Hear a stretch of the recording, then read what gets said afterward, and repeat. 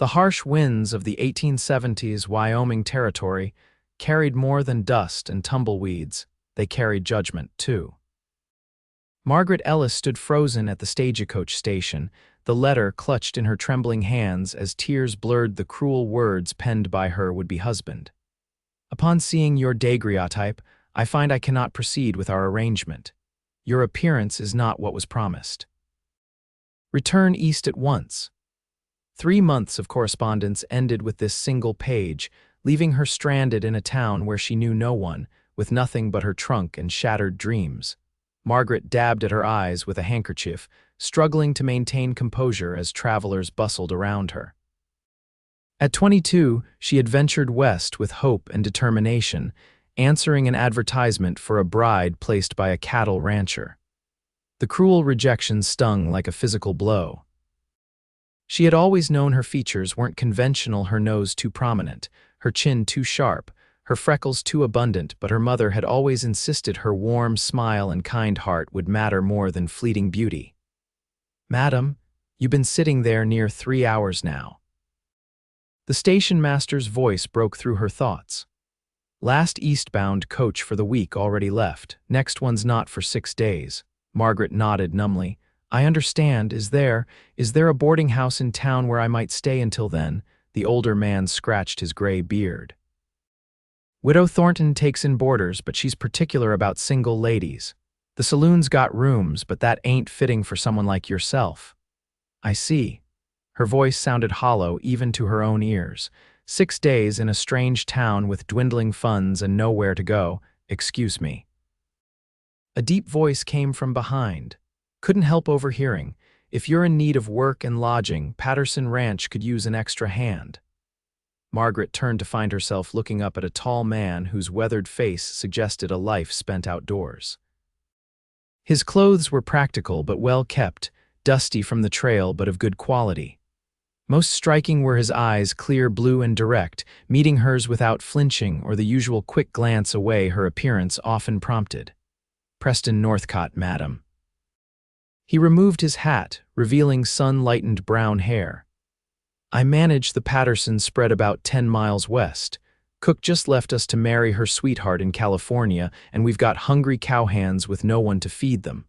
Margaret hesitated. Going to a remote ranch with a stranger seemed foolhardy, yet the alternative was equally daunting. "It's respectable work," he continued, seeming to read her concern. "The ranch owner's sister stays with us when she visits from Denver. You'd have your own quarters in the main house." The station master nodded. "Northcott's good people, miss. Patterson Ranch is one of the oldest and most respected in the territory."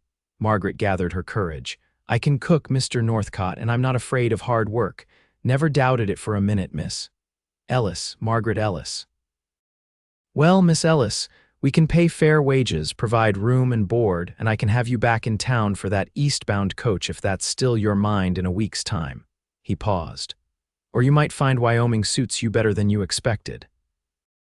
Margaret considered the tall cowboy whose gaze never wavered from hers, never seemed to judge what others found lacking.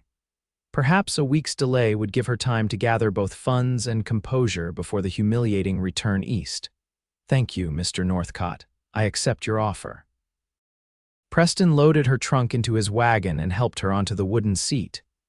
As they pulled away from the station, Margaret felt the weight of the rejection letter in her pocket. She pulled it out and, after a moment's hesitation, let the wind take it from her fingers. It tumbled and disappeared into the dust behind them.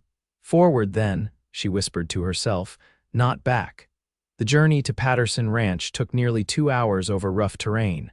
Margaret gripped the wagon seat as they traversed rocky patches and crossed shallow streams. Preston Northcott drove with confidence, occasionally pointing out landmarks or telling brief anecdotes about the territory. "That ridge there marks the north boundary of Patterson land," he said, gesturing with his chin. "Nearly 15,000 acres. Good grazing land, though water can be scarce in late summer." "It's beautiful," Margaret admitted, taking in the sweeping vistas of golden prairie grass against distant blue mountains. Despite her circumstances, she couldn't help but be moved by the wild grandeur around them. "Different kind of beauty than back east, I expect," Preston glanced at her.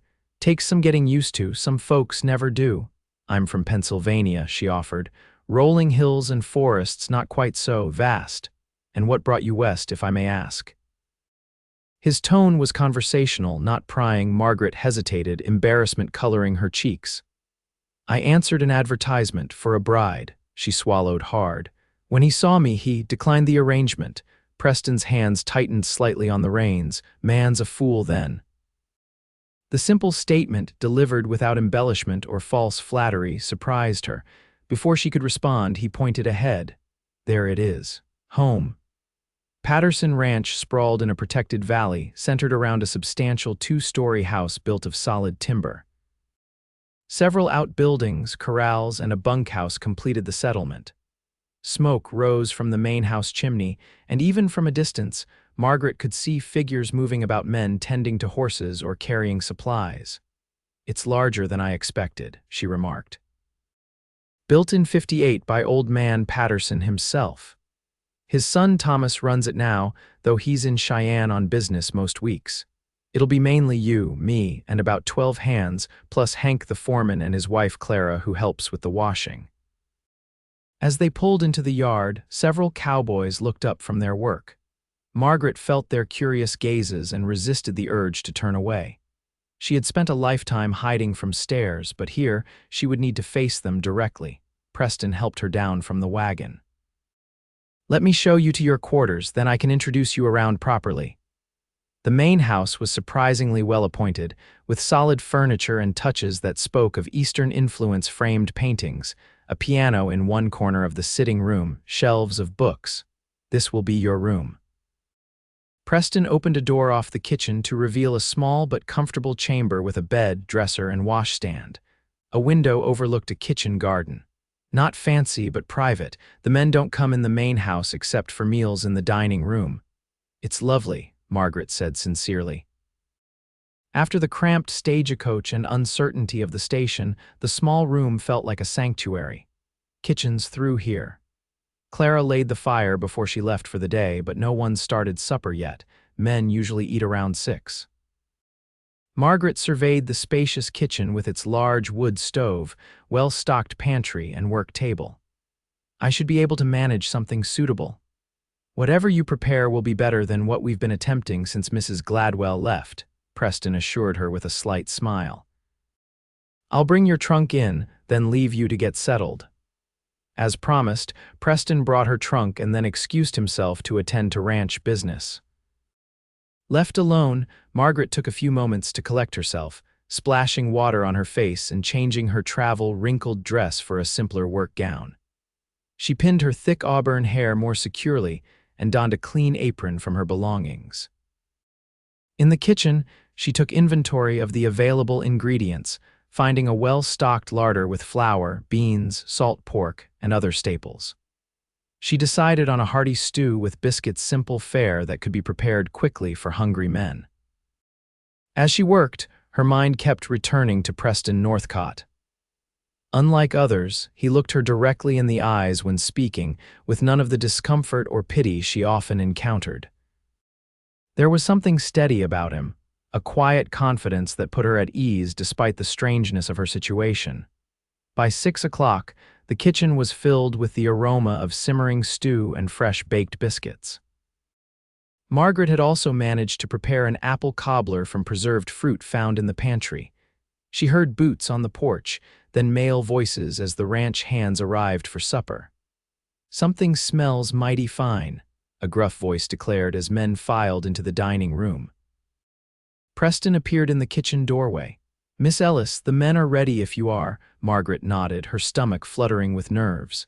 "Yes, of course."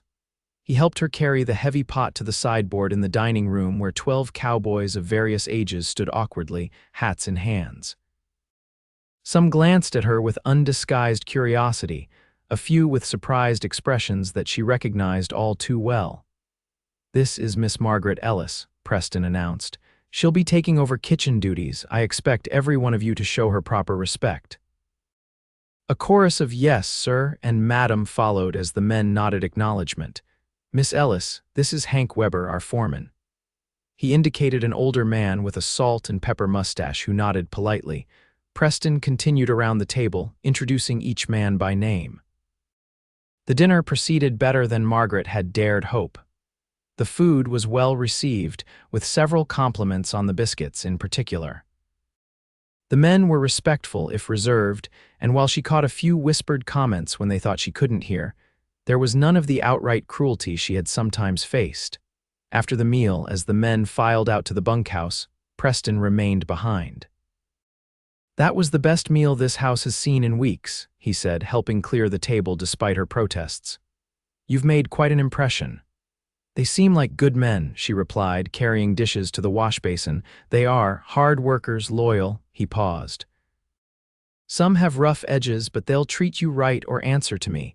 The protectiveness in his tone surprised her. "I've dealt with unkind words before, Mr. Northcott. I don't break easily." He studied her for a moment. "No, I don't imagine you do." He rolled up his sleeves and reached for a dish towel. "I'll dry while you wash." "That's hardly necessary. My mother would rise from her grave and box my ears if I let a lady do all the work after cooking a meal like that." His expression softened with a hint of humor. "Besides, you'll learn more about the ranch this way than I could tell you in an hour of talking." As they worked side by side, Preston told her about the ranch's routines, the men's preferences, and what would be expected of her. Margaret found herself relaxing in his company, his straightforward manner making conversation easy. "Tomorrow's Sunday," he mentioned as they finished. "Breakfast is later, around 7, and dinner at midday is the main meal. The men have the afternoon to themselves. Some ride into town, others rest or tend to personal matters." "And you?" The question slipped out before she could consider its propriety. Preston hung the towel to dry. "I usually ride the northern pastures. It's quiet up there, good place to think." Something in his tone suggested more than he was saying, but Margaret didn't press. "I should plan tomorrow's meals, then. I'll leave you to it." He moved toward the door, then turned back. "Miss Ellis?" "Yes, that man who sent you away." He was looking for something shiny but without substance. Some men prefer gold that's been tested by fire. It has more character. With that cryptic statement, he nodded goodnight and was gone, leaving Margaret to wonder at his meaning. Later, in her small room, Margaret sat on the edge of the bed and looked out at the star-filled Wyoming sky. For the first time since receiving that devastating letter, she felt a flicker of hope. Perhaps this unexpected detour was not the disaster it had seemed. Perhaps, for a little while at least, she had found a place where she might be valued for her work, if not for her face. She thought of Preston Northcott's direct gaze, the way he spoke to her, as a person of worth. It was too soon to call it kindness, too fragile to trust completely. But it was something to hold onto in this strange new land. Morning came early at Patterson Ranch. Margaret woke before dawn, quickly dressed, and made her way to the kitchen to start breakfast. She had decided on flapjacks, bacon, and coffee-hearty fare for men who worked from sunup to sundown. As she mixed batter and stoked the stove fire, she heard the front door open and close. Preston appeared in the kitchen doorway, hat in hand, his clothes and boots already showing signs of early morning chores. "You're up early," he remarked. "Was hoping to have coffee ready before you started." "I'm used to early hours," she replied, stirring the batter. "Though I admit the quiet is different here. In the city there's always some noise even before dawn." Preston nodded, moving to the stove and taking the coffee pot. "Mind if I handle this part?" "Mrs. Gladwell always said my coffee was the one thing worth drinking around here." Margaret smiled despite herself. "By all means." They worked in companionable silence for a while, Preston tending to the coffee while Margaret prepared the rest of the meal. Through the window, she could see the sky beginning to lighten, the stars fading as deep blue gave way to the first hints of sunrise. "Beautiful, isn't it?" Preston said, following her gaze. "Different kind of sunrise out here, nothing to block the view." "It's magnificent," she agreed. "Like watching the world being created anew." He looked at her with slight surprise, then nodded. "That's it exactly." The moment was broken by the sound of boot steps on the porch as the ranch hands began arriving for breakfast. Soon the dining room was filled with hungry men who showed their appreciation for Margaret's cooking with clean plates and requests for seconds. After breakfast, as promised, Preston rode out to check the northern pastures. Margaret spent the morning preparing a substantial Sunday dinner of roast beef, potatoes, and fresh bread. The work was demanding but satisfying, giving her purpose and structure after the disorientation of the previous day. As she worked, several of the ranch hands came to the kitchen door with various requests or offers of help. Most were respectful, though she noticed a few staring when they thought she wasn't looking. One younger cowboy, barely out of his teens, blushed crimson when she caught his eye and mumbled something about the meal smelling right fine before hurrying away. Hank Weber, the foreman, stopped by briefly to compliment her breakfast and inform her that his wife Clara would arrive after church to help with the washing up from dinner. "Clara's a good woman," he said, his weathered face creasing in a smile. "Been married 30 years come August. She'll be glad to have another woman around the place." Margaret thanked him, touched by the simple kindness. She was setting the table for dinner when Preston returned, looking windblown but relaxed. "Checking on a new calf," he explained when she asked about his ride.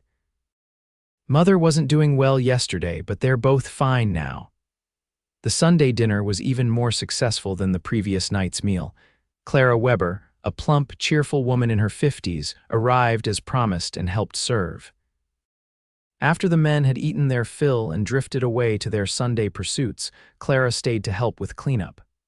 "You've made quite an impression," Clara commented as they washed dishes. "The boys haven't stopped talking about your cooking. Even my Hank said your biscuits remind him of his mother's." "That's kind of them," Margaret replied. Clara studied her for a moment. "If you don't mind my saying so, you've made an impression on Mr. Northcott as well." Margaret nearly dropped the plate she was washing. "I'm sure I don't know what you mean," the older woman chuckled. "I've known Preston Northcott for 8 years. Never seen him volunteer to dry dishes before or ride back early from his Sunday outing." "He's simply being courteous to a new employee," Margaret insisted, feeling heat rise in her cheeks. "If you say so, dear." Clara's tone was knowing. "But I've seen how he looks at you." How does he look at me?" The question escaped before Margaret could stop it. Clara's expression softened. "Like he sees something the rest of us might miss." She patted Margaret's hand. "Preston's a good man. Lost his wife and baby in childbirth 6 years back. Hasn't looked at a woman since, far as anyone knows." Margaret absorbed this information silently. It explained the shadow she sometimes glimpsed behind his eyes, the careful distance he maintained despite his kindness. "I'm only here temporarily," she reminded Clara, "until the next eastbound coach." "Life has a way of changing our plans," Clara replied with a shrug. "Especially out here." Later that afternoon, as Margaret sat on the back porch shelling peas for the next day's supper, Preston found her. He carried 2 cups of coffee and offered one to her. "Thought you might like a break," he said, settling on a nearby chair. "Sunday afternoons can stretch long." "Thank you." She accepted the coffee gratefully. "It's peaceful here, it grows on you." He gazed out at the distant mountains. "When I first came west, I thought I'd stay a year or two, make some money, then head back to Ohio. That was 15 years ago. What made you stay?" He considered the question.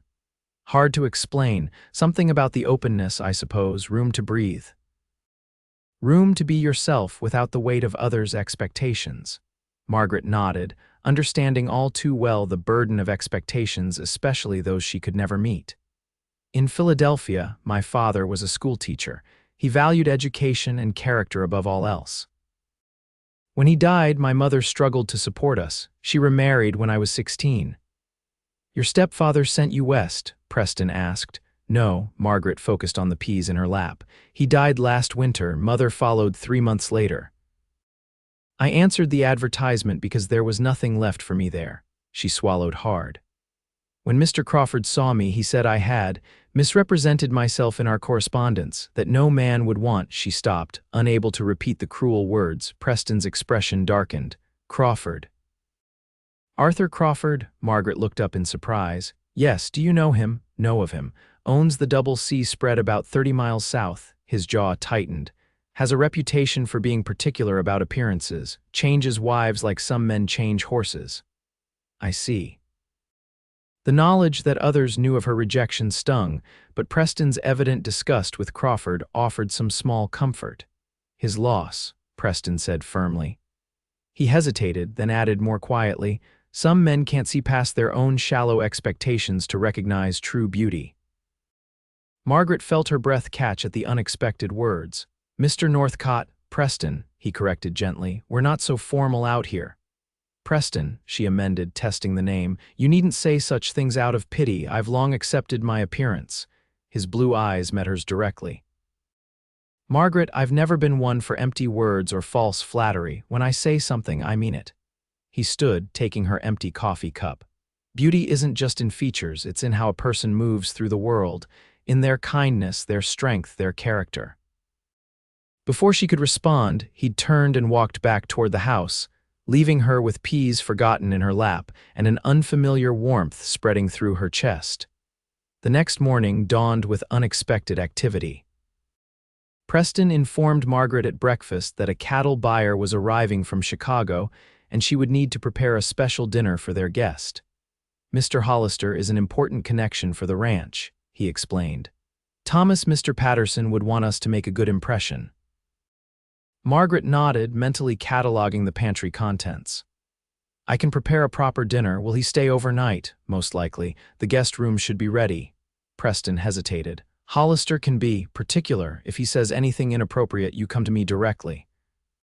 She appreciated his concern, but had dealt with difficult men before. I'll manage, Preston. Don't worry. The day passed in a flurry of preparations. Margaret baked fresh bread, prepared a beef roast with vegetables, and managed to create a passable apple pie from preserved fruit. Clara arrived to help with the cleaning, ensuring the dining room and guest quarters were immaculate.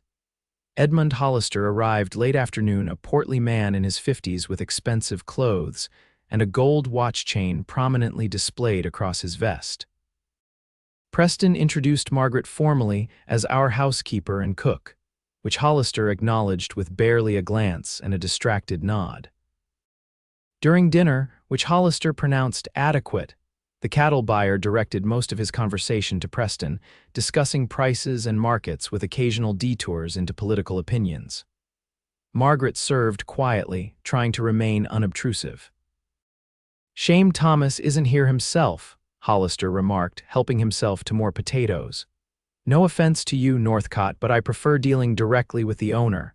Mr. Patterson trusts me to represent his interests, Preston replied evenly. I've managed this ranch for 7 years. Hollister grunted. Still, important decisions should be made by the man whose money is at stake. His gaze finally landed on Margaret as she cleared plates. Where did Patterson find this one, bit plain for his usual taste? Margaret froze, plates in hand, feeling the familiar sting of such casual cruelty. Preston's voice was quiet but hard.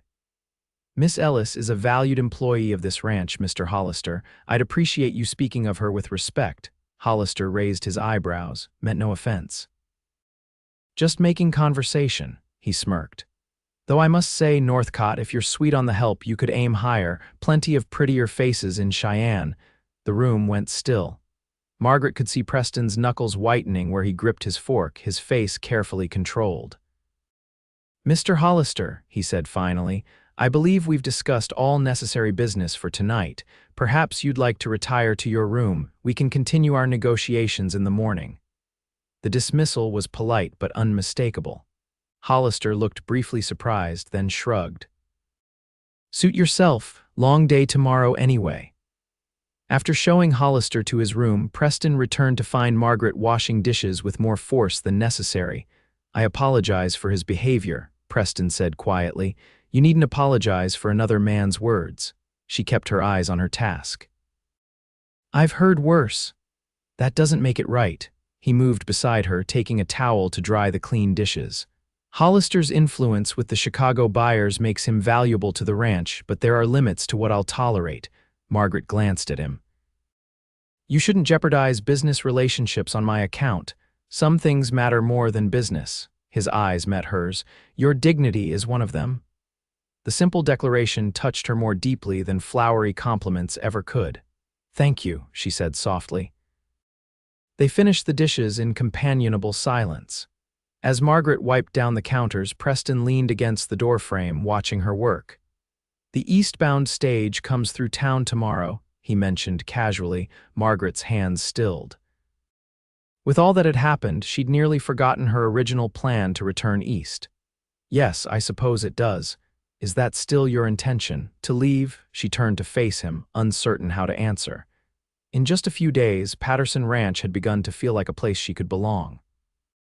The work was demanding but satisfying, the people, most of them kind in their rough way, and Preston, "I don't know," she admitted. "I came west with certain expectations. When they weren't met, returning seemed the only option, but now, he prompted gently when she faltered. "Now I wonder if perhaps Wyoming might have something to offer after all." She met his gaze. "If there might be a place for me here." Preston pushed away from the doorframe, taking a step toward her. "There's a place for you, Margaret, if you want it." The intensity in his eyes made her breath catch. Before she could respond, however, a knock at the kitchen door interrupted them. It was Hank, looking apologetic. "Sorry to disturb you, boss, but there's trouble with the new stallion. Got loose somehow and is raising hell in the South Corral." Preston nodded, the moment broken. "I'll be right there." He turned back to Margaret. "We'll finish this conversation tomorrow," she agreed, watching him follow Hank into the night. Sleep eluded Margaret that night. She lay awake, replaying Preston's words and the look in his eyes. Could he truly see beyond her plainness to something worth valuing? And if he did, was she brave enough to trust in that vision? By morning, she had made her decision. When Preston appeared for breakfast, she would tell him she wanted to stay at least for now, to see where this unexpected path might lead. But breakfast brought unwelcome news. Hollister had left at dawn, claiming urgent business elsewhere. More troublingly, Preston was nowhere to be found. "Rode out early," Hank informed her when she asked. "Said something about checking fence lines on the North Range." Margaret nodded, hiding her disappointment. The day stretched long without Preston's steady presence. She kept busy with household tasks, preparing meals and beginning inventory of the pantry supplies. Several times she caught herself listening for his footsteps on the porch, watching the horizon for his return. It was near dusk when she finally heard a horse approaching. She moved to the window in time to see Preston dismounting, his movements slow with evident fatigue. Without thinking, she hurried outside to meet him. "You're back," she said, relief evident in her voice. He looked up, surprise giving way to something warmer when he saw her. "Margaret." "I didn't mean to worry you." "I wasn't worried," she protested automatically, then amended, "Well, perhaps a little. You were gone so long." Preston handed his reins to a waiting ranch hand and approached her. Up close, she could see the weariness in his face, the dust of long riding on his clothes. "Hollister left," she told him. "Early this morning. I know, that's partly why I rode out." His expression was troubled. "Word came that he's been meeting with the Peterson outfit." "They've been trying to push Patterson out for years." Margaret frowned. "You think he might be working against the ranch?" "It's possible." Preston sighed, removing his hat to run a hand through his hair. "I needed to check our northern boundary. There have been reports of cattle going missing, fences being cut. Did you find anything? Signs of trespassers? Nothing I can prove yet." He looked at her more directly. "But that's ranch business. There's something more important we need to discuss." Her heart quickened. "Yes." "The stagecoach." His blue eyes searched hers. "Did you decide about staying or going?" Before she could answer, Clara Weber's voice called from the main house. "Supper's ready, men are waiting." Preston's jaw tightened in frustration, but he managed a small smile. "Duty calls, it seems." "After supper," Margaret nodded, both disappointed and relieved at the delay. After supper. The meal seemed interminable. The Cowboys were in high spirits, sharing stories and jokes that kept the table lively. Under normal circumstances, Margaret would have enjoyed their camaraderie, but tonight she was too aware of Preston at the head of the table, too conscious of the conversation awaiting them. Finally, as the men began to disperse, Preston caught her eye and nodded slightly toward the back porch.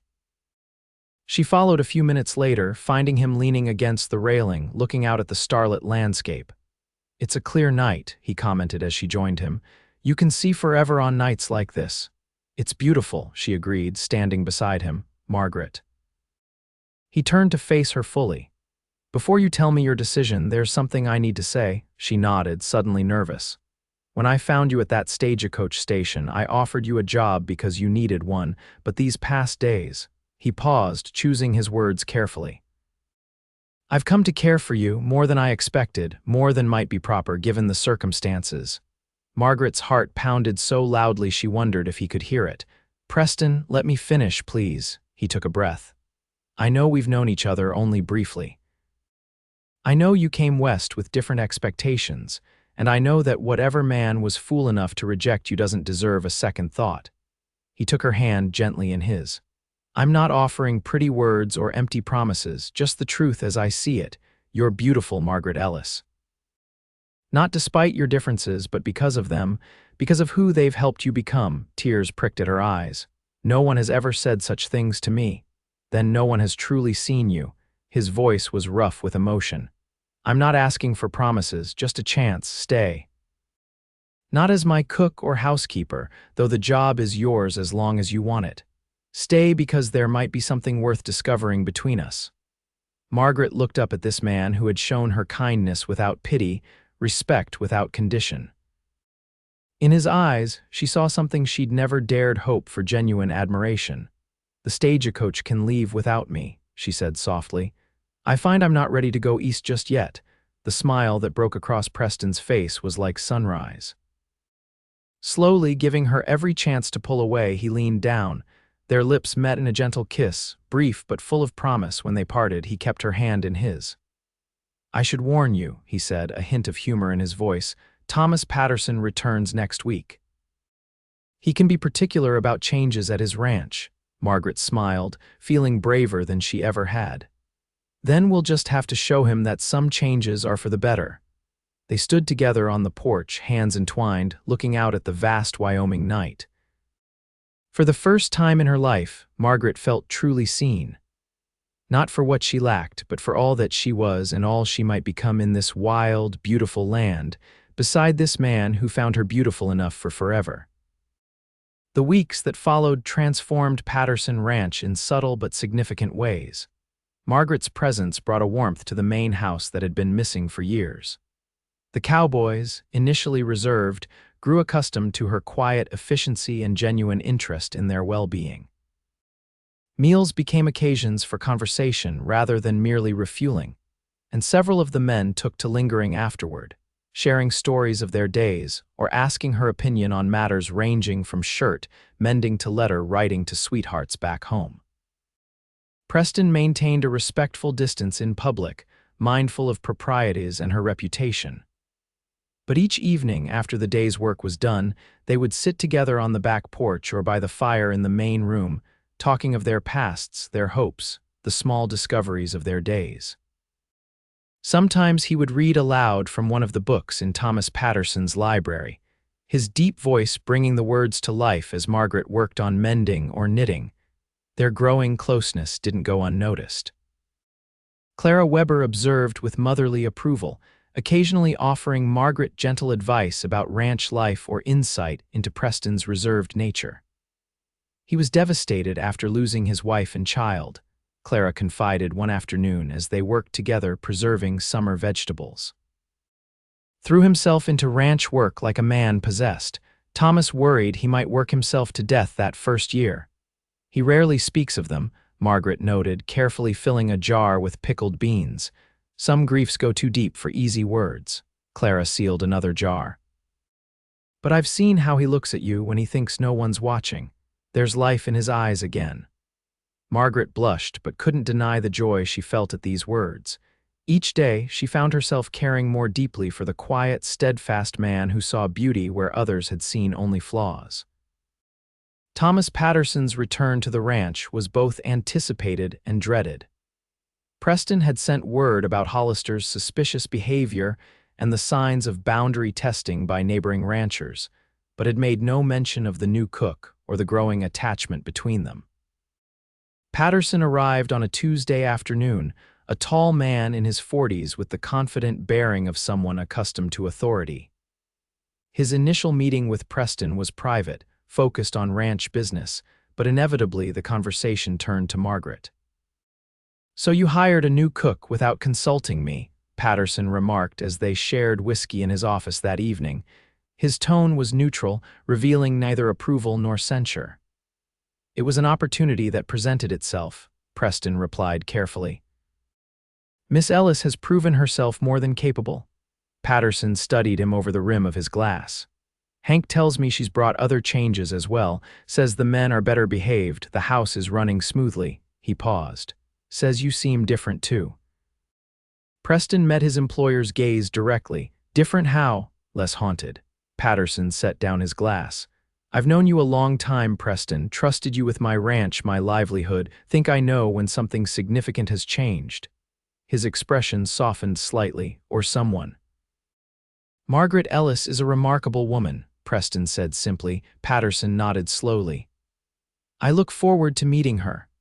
That meeting came at dinner, which Margaret had prepared with special care: roast beef, fresh bread, and a blackberry cobbler that had become a favorite among the men. She had dressed with particular attention in her best blue dress, her auburn hair neatly arranged. Thomas Patterson proved to be more observant than most. Throughout the meal, Margaret felt his assessing gaze, measuring not just her cooking but her interactions with Preston and the ranch hands. Unlike Hollister, however, his attention felt evaluative rather than judgmental. After the meal, as Margaret began clearing dishes, Patterson addressed her directly for the first time. "Miss Ellis, I believe we should speak privately." He glanced at Preston. "With Mr. Northcott present, of course."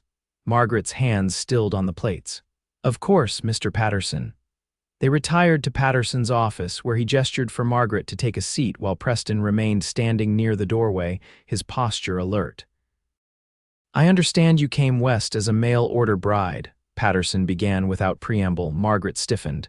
"Yes, though the arrangement was not completed." "Arthur Crawford." Patterson's mouth twisted slightly. "He's developed quite a reputation for such behavior." "You know him?" Margaret asked, surprised.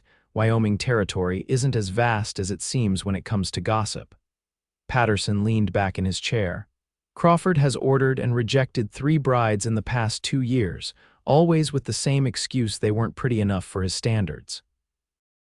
Margaret felt heat rise in her cheeks, partly from embarrassment, partly from anger at the revelation that she was merely one in a line of women Crawford had humiliated. "What concerns me," Patterson continued, "is the unusual arrangement that followed. Preston offering you employment here without consultation, and now—" He glanced between them. "Well, Clara Weber isn't known for her discretion. The whole ranch is aware of your friendship." Preston stepped forward.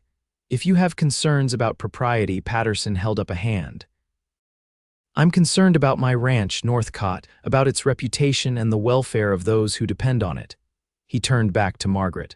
"What are your intentions regarding my ranch manager, Miss Ellis?" The directness of the question took her aback.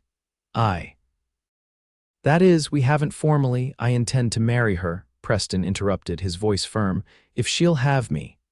Margaret's head jerked up, her eyes wide as she stared at him. This was not how she had imagined a proposal might come. Patterson raised an eyebrow. "I see. And this intention has been communicated to Miss Ellis prior to this moment?" Preston had the grace to look slightly abashed. "Not in so many words." Patterson turned to Margaret. "And your feelings on this rather abrupt declaration?" She found her voice with effort. "Mr. Northcott and I have discussed a future together, though not in specific terms." She lifted her chin slightly. "I care for him deeply." Patterson studied them both for a long moment, then nodded as if coming to a decision. "Patterson Ranch has always been run by families. My father believed, as do I, that a stable household makes for a stable operation." He stood. "If you two are serious about building a life together, you have my blessing, but I expect things to be done properly." "Meaning?" Preston asked. "Meaning a proper courtship, followed by a proper wedding. No scandal, no gossip that might affect ranch business." Patterson's stern expression softened slightly. "And meaning the small cabin at the north edge of the property is yours once you're married, been sitting empty too long." Margaret could scarcely believe what she was hearing. Not only was Patterson not objecting to their relationship, he was offering them a home of their own on the ranch. "That's generous, Thomas," Preston said, genuine gratitude in his voice. "It's practical." Patterson moved toward the door. "Now, if you'll excuse me, it's been a long journey and I'm in need of rest." He paused in the doorway. "Oh, and Miss Ellis, the cobbler was excellent." With that, he was gone, leaving Margaret and Preston alone in the suddenly quiet office. "I'm sorry," Preston said after a moment. "That wasn't how I intended to speak of marriage." Margaret stood, moving toward him. "How did you intend it?" He reached for her hands. "With more romance, more privacy?" A wry smile touched his lips. "Fewer references to ranch reputation." "Ask me now," she said softly, "the way you intended." Preston's expression grew serious. He kept her hands in his but lowered himself to one knee, looking up at her with such naked emotion that her breath caught. "Margaret Ellis, I love you, not for your cooking, though it's magnificent, not for how you've brought life back to this house, but for your courage, your kindness, your strength in the face of cruelty." His voice deepened with feeling. "I want to build a life with you, to wake beside you each morning and sleep beside you each night, to face whatever comes good or bad together." He swallowed. "Will you marry me?" Tears blurred her vision as she nodded. "Yes, Preston, yes, I will." He rose and gathered her in his arms, his kiss conveying all the emotion words couldn't express. When they finally parted, both breathless, he rested his forehead against hers. "I never expected to find love again," he whispered. "Never thought I deserved it after failing Elizabeth and our son." "You didn't fail them," Margaret said gently, touching his face. "Some tragedies can't be prevented, no matter how much we wish otherwise." He nodded, the grief never fully absent but no longer consuming. "You've brought me back to life, Margaret, shown me there can be joy again, hope again, as you've done for me." She smiled up at him. "We've saved each other, I think." Their courtship, as Patterson had stipulated, proceeded with proper decorum. Preston called formally at the main house each Sunday afternoon, taking Margaret for buggy rides or walks across the ranch property. They attended church together in town, their public appearances establishing the respectability of their relationship. Word of their engagement spread quickly through the territory. Most reactions were positive. The ranch hands openly approved, and Clara Weber took it upon herself to help Margaret prepare for her new role as wife to the ranch manager. Not all responses were kind, however. During a trip to town for supplies, Margaret overheard whispered comments about Preston settling for less or taking pity on the mail-order reject. The words stung, reopening old wounds she had thought were healing. Preston found her that evening sitting alone on the back porch, her expression troubled. "What's wrong?" he asked, settling beside her. Margaret hesitated, reluctant to repeat the hurtful words. "It's nothing important." "It's important if it's put that look on your face." He took her hand. "Tell me." Slowly she recounted what she had overheard. Preston's expression darkened, but he didn't interrupt until she had finished. "People will always talk," he said finally. "Their narrow views don't change what we know to be true." "And what is that?" she asked quietly. "That I am the fortunate one in this match." His blue eyes held hers intently. "That every day I thank whatever twist of fate brought you to that stagecoach station." He brushed a strand of hair from her face. "That you are the most beautiful woman I've ever known, inside and out." Margaret leaned into his touch. "How do you always know exactly what to say?" "Practice," he teased gently. "I rehearse compliments while mending fences." She laughed, her spirits lifting. "Is that why the north boundary still has gaps?" "Precisely." He pulled her closer. "Too busy thinking of new ways to tell you how much I love you." As autumn approached, wedding preparations began in earnest. The ceremony would be held at the ranch, with Reverend Simmons from town officiating. Clara and several women from neighboring ranches helped Margaret sew a wedding dress from fine fabric ordered from Denver.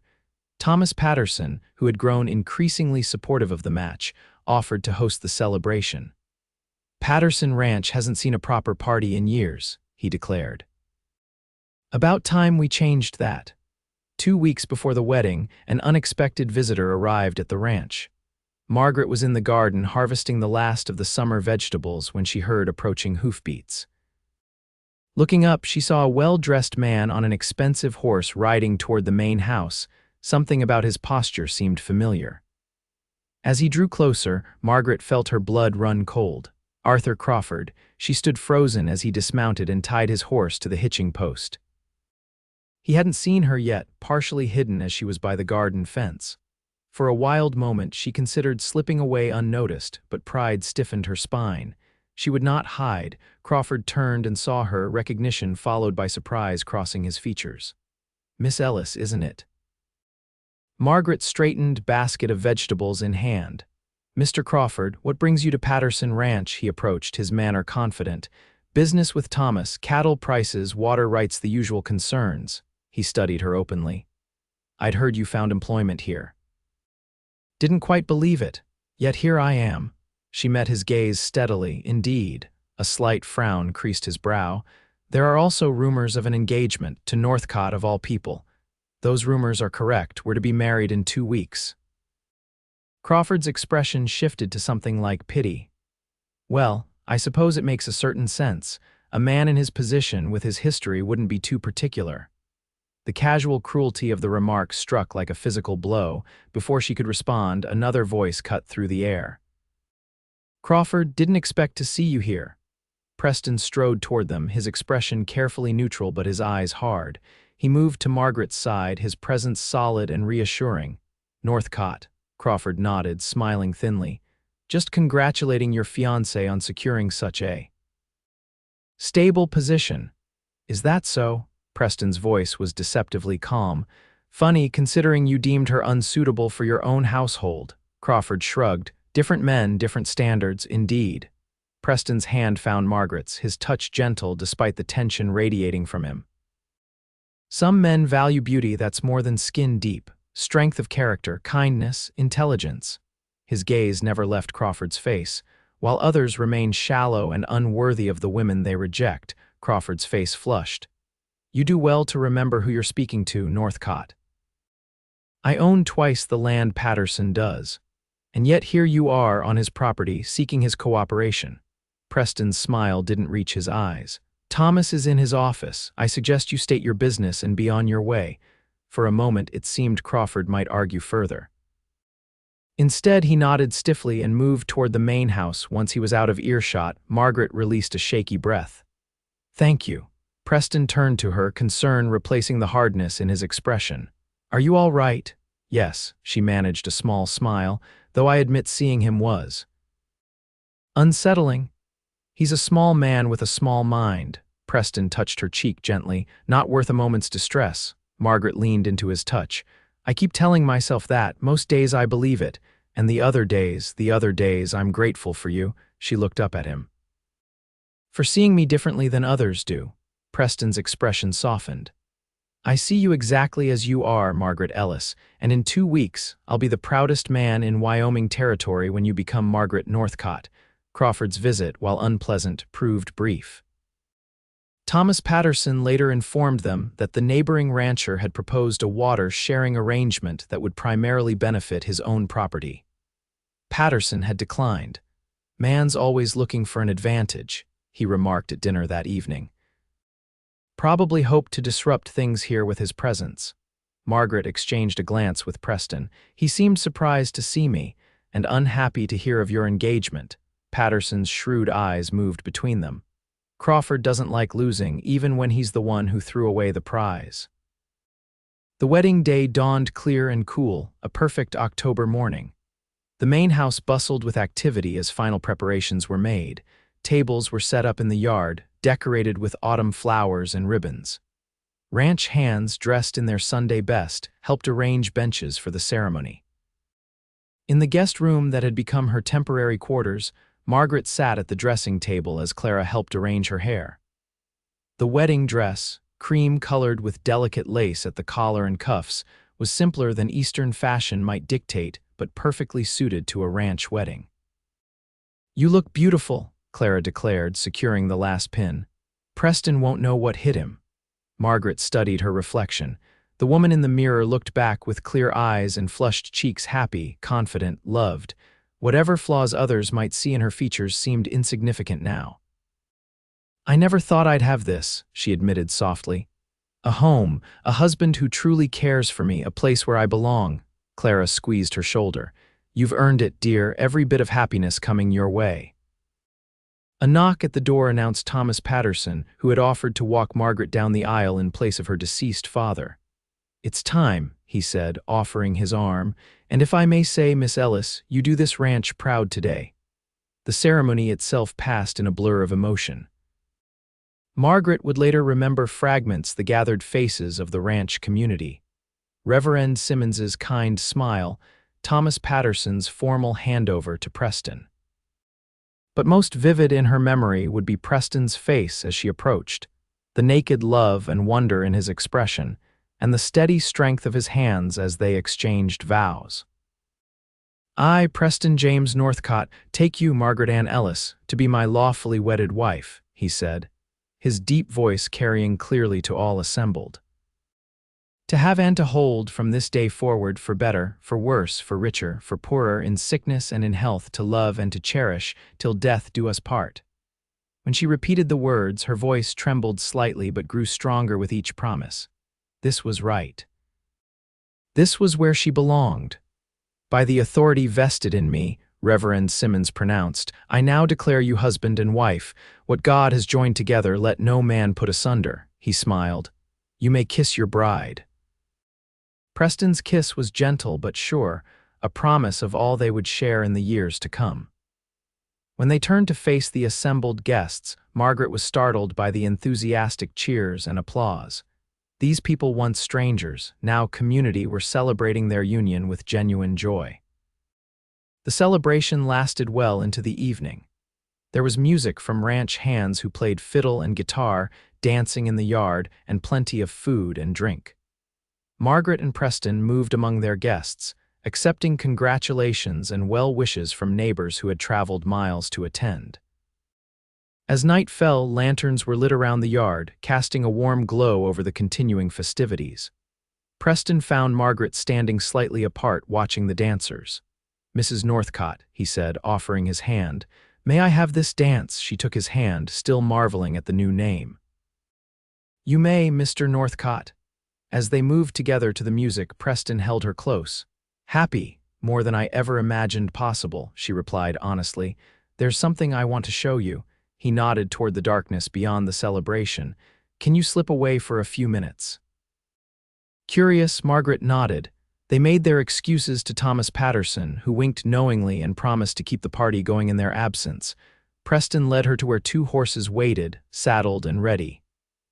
"It's not far," he promised, helping her arrange her wedding dress for riding.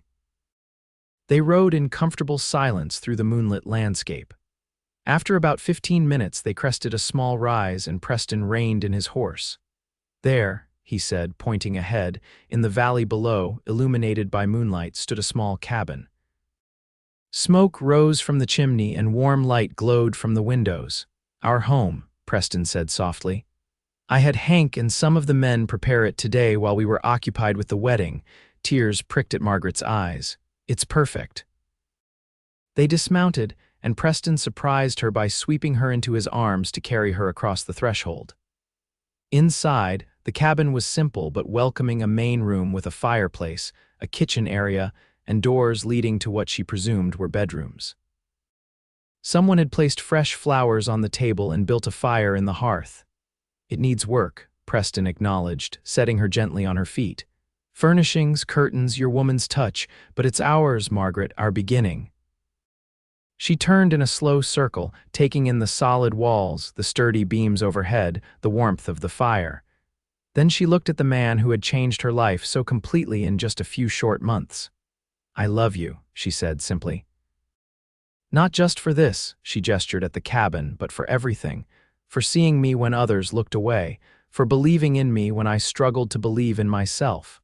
Preston crossed to her, taking her hands in his. "You changed everything for me, Margaret. Brought light back into a world that had gone dark." He touched her face gently. "When I said you were beautiful enough for forever, I meant it. Every day with you is a gift I never expected to receive." As he lowered his lips to hers, Margaret knew with absolute certainty that she had found her true home, not in a place, but in the heart of this man who loved her completely, exactly as she was. Spring came early to Wyoming Territory the following year. The harsh winter gave way to green pastures and wildflowers almost overnight, bringing with it new life to Patterson Ranch. Calves frolicked in the fields, gardens sprouted tender shoots, and in the small cabin at the northern edge of the property, Margaret Northcott tended to her own new beginning. "He's perfect," Preston whispered, cradling their newborn son with awe. The baby, just 2 days old, slept peacefully in his father's arms, unaware of the journey that had brought his parents together or the love that had created him. Margaret watched them from the bed, exhausted but filled with joy. "He has your eyes and your strength." Preston looked up at her, emotion evident in his face. "You were incredible." The birth had been difficult but successful, thanks to Clara Weber's experience and the young doctor who had recently established practice in town. Unlike his first wife, Margaret had come through the ordeal tired but healthy, their son robust and strong. "Have you decided on a name?" she asked softly. Preston nodded. "If you agree, James Thomas Northcott, James for my father, Thomas for the man who brought us together." "It's perfect," Margaret smiled, reaching out to touch the baby's tiny hand. "James Thomas Northcott, a strong name for a new beginning." As if in response, the baby opened his eyes briefly, revealing a glimpse of blue before drifting back to sleep. Outside the window, Wyoming spring sunlight bathed the landscape in gold. Inside, the small family, once broken, once rejected, now made whole through love and acceptance, began their forever together.